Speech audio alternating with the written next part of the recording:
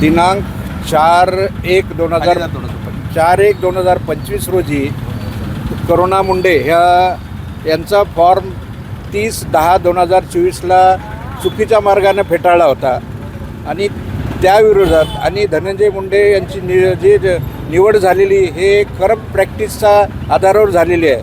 त्याच्यामुळं आम्ही करुणा मुंडेमार्फत उच्च न्यायालयात एक इलेक्शन पिटिशन दाखल केले 4 तारखेला आणि त्यामध्ये आमचे प्रमुख मुद्दे आहेत की त्यांनी धनंजय मुंडे यांनी आपल्या पहिल्या पत्नी जी कायदेशीर पत्नी असून तिचा कुठं उल्लेख केला नाही, तिच्या प्रॉपर्टी संदर्भात कुठलंही त्याचा कुठं उल्लेख केला नाही, फक्त तिच्याकडून झालेले 2 मुलं त्याचा उल्लेख केलेला आहे आणि त्या दोघांमध्ये जे केसेस पेंडिंग आहेत मुंबई हायकोर्टात बऱ्याच मुंबई आणि 2-4 कोर्टामध्ये पुण्याला आहे त्याचा कुठं उल्लेख केलेला नाही आणि हे सगळी माहिती त्यांनी दडवून ठेवलेली आहे. आणि या आणखी कायद्याप्रमाणे जर कुठली माहिती दडवून ठेवली नॉमिनेशन फॉर्म भरताना तर त्याला 6 महिन्याची शिक्षा होऊ शकते आणि त्याचे अधिकार JMFC कोर्ट परळीला आहेत.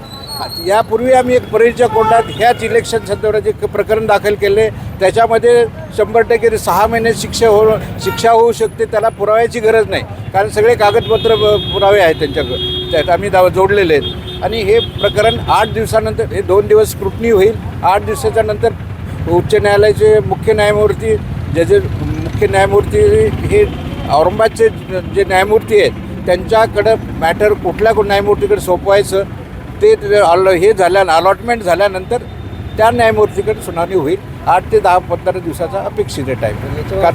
असं म्हणतात की सर्व खोटी कागदपत्रे सगळी खोटी कागदपत्र दाखवली तर आमच्याकडे सगळे सर्टिफाईड कॉपी आहेत. त्यांच्याकडे किती केसेस, त्यांच्यावर किती प्रॉपर्टी आहे सगळे त्यांनी कुठं उल्लेख केला नाही आणि सगळे बरेच करुणा मुंडेच्या नावावर जी प्रॉपर्टी आहे आणि त्यांचे केसेस त्यांनी दाखल केले आहेत दोघांमध्ये जे फौजदारी सिव्हिल आहेत सगळ्या त्याचा कुठं उल्लेख केला नाही. सुनावणी हे काय ट्रायल कोर्ट असायची पद्धत असते. साक्षी पुरावा होतो हायकोर्टामध्ये, साक्षी पुरावा तर कठड्यामध्ये बोलवलं जातं. धनंजय मुंडेला बोलवतील, प्रथम करुणा मुंडेला बोलवतील, नंतर मग सगळे साक्षीदार आम्ही तपासणार. ट्रायल चालतं, हे ट्रायलसारखी सुनावणी असते. ABP माझा, उघडा डोळे बघा नीट.